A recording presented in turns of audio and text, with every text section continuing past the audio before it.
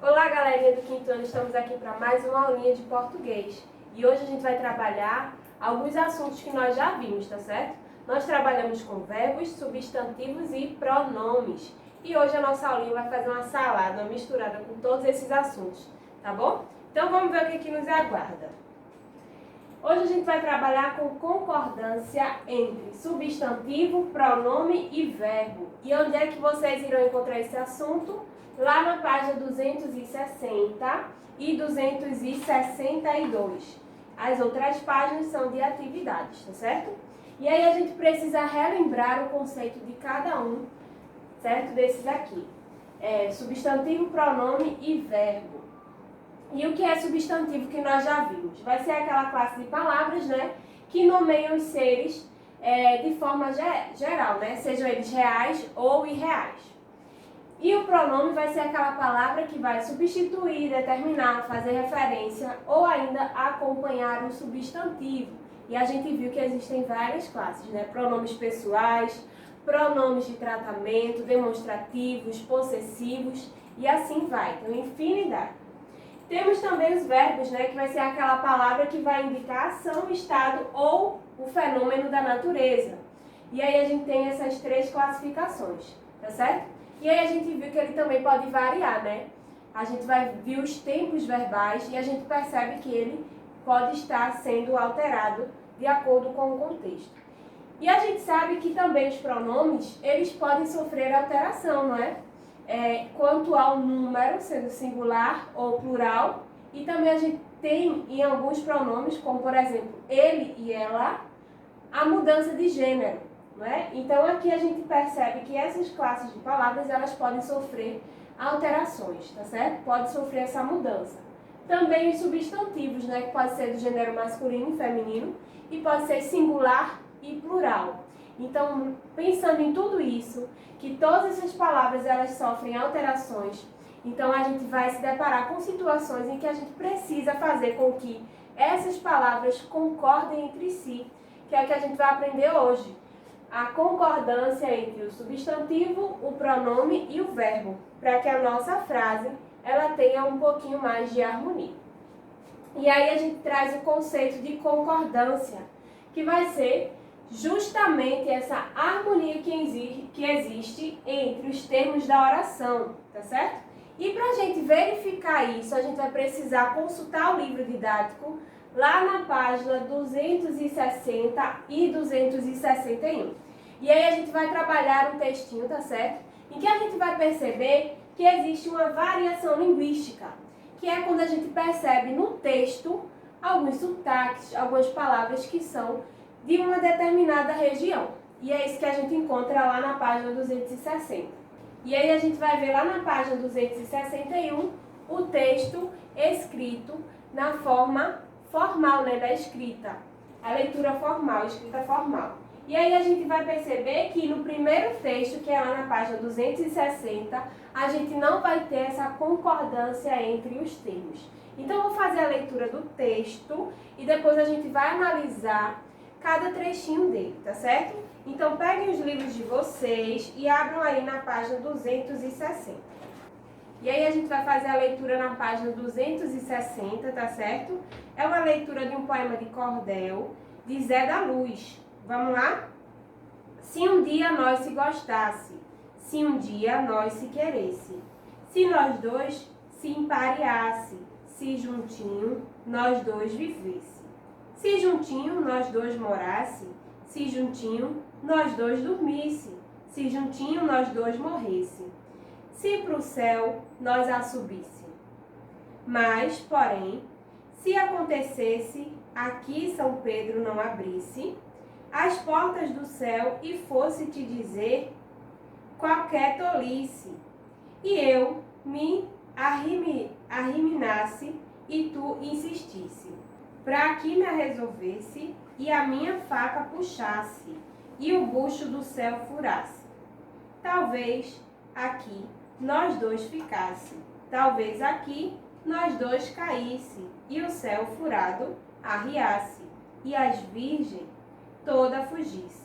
Então percebam que nesse texto a gente tem vários trechos que não existe a concordância entre essas três classes de palavras que a gente falou.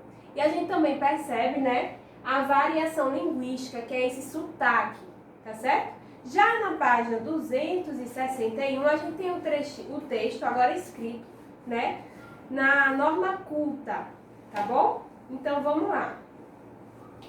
Se um dia nós nos gostássemos, olha a diferença do verbo. Se um dia nós nos quiséssemos, se nós dois nos uníssemos, se juntinho nós dois vivêssemos, se juntinho nós dois morássemos, se juntinhos nós dois dormíssemos, se juntinho nós dois morrêssemos, se ao céu nós subíssemos, mas se acontecesse de São Pedro não abrir as portas do céu e ir te dizer qualquer tolice. E se eu me rebelasse e tu insistisse, para que eu me resolvesse e a minha faca puxasse, e o buraco no céu fizesse, talvez nós dois ficássemos, talvez nós dois caíssemos, e o céu furado arriasse, e as virgens todas fugissem. Então percebam que no segundo texto a leitura ela fluiu bem melhor, não é? Pois existe a norma culta e também a concordância entre os termos. E aí eu trouxe os trechinhos para a gente analisar, tá certo? Eu separei alguns trechos desse texto para a gente fazer a comparação, tá bom? Então aqui, ó, se um dia nós se gostasse. Então a gente identifica aqui a presença do pronome nós, tá certo? Temos também o pronome se, só que esse aqui é um pronome pessoal do caso reto e esse aqui do caso oblíquo, que foi o que a gente estudou. E eu tenho aqui a presença do verbo gostasse, ok? Então veja só, se um dia nós se gostasse, só que esse pronome aqui, ele faz referência à primeira pessoa do singular, não é isso? Então quando eu falo nós, eu estou falando de mais de uma pessoa. Então aí a gente vê que o número é o plural e não o singular. Então esse pronome aqui não está colocado de forma adequada. Já no segundo texto, a gente tem a mesma frase, tá certo? Agora só que escrita da maneira correta. Se um dia nós nos gostássemos. E percebam também a diferença na escrita, tá certo? O verbo aqui está escrito de maneira correta, já aqui em cima não, tá certo? Então, se um dia nós nos gostássemos, e aí a gente percebe que houve alteração, né, do pronome para que ele concordasse com a frase, tá bom? Mais um trecho. Se um dia nós se queresse, mais uma vez a presença do pronome se, que está inserido ali de forma inadequada e o verbo também não está escrito da forma correta. Para que essa frase ela tenha uma harmonia, para que seja mais fácil de compreender, a gente escreve na norma culta, tá certo? E aí a gente adequa essa frase para que exista uma concordância, ficando da seguinte forma: se um dia nós nos quiséssemos, tá certo? Aí sim está correto. Vamos para mais um exemplo. Se um dia nós dois se empareasse.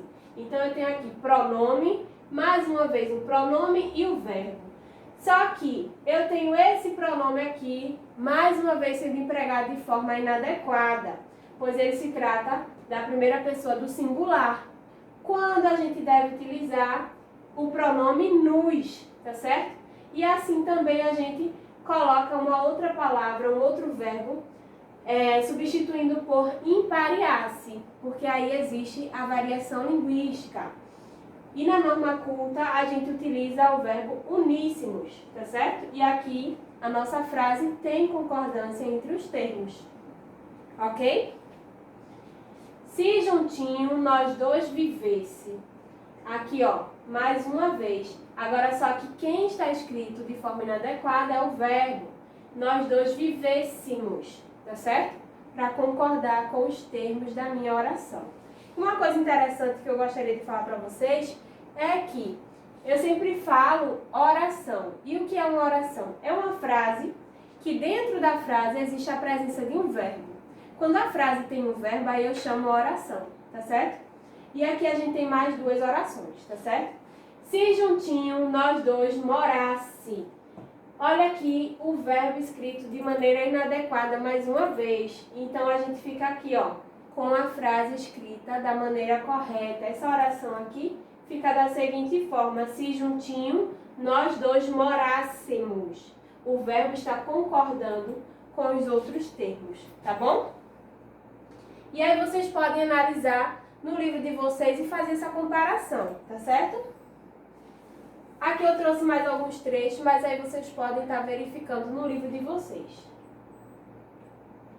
E aí a gente vai para o último assunto, tá certo? Que é o uso do tem sem acento e o tem com acento, que está lá na página 264 e a página seguinte, a 265, é uma atividade, tá bom? Então vamos lá.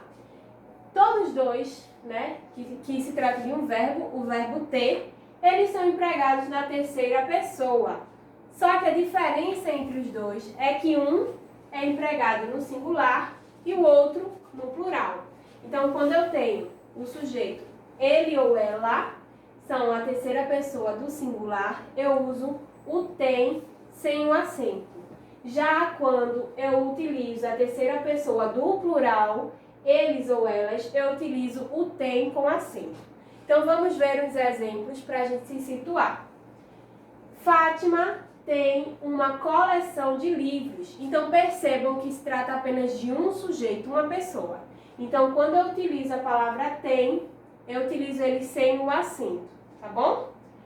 Rubens e Felipe têm boas lembranças da infância. Então, esse tem aqui é com acento. Por quê? Se trata de dois sujeitos, Rubens e Felipe.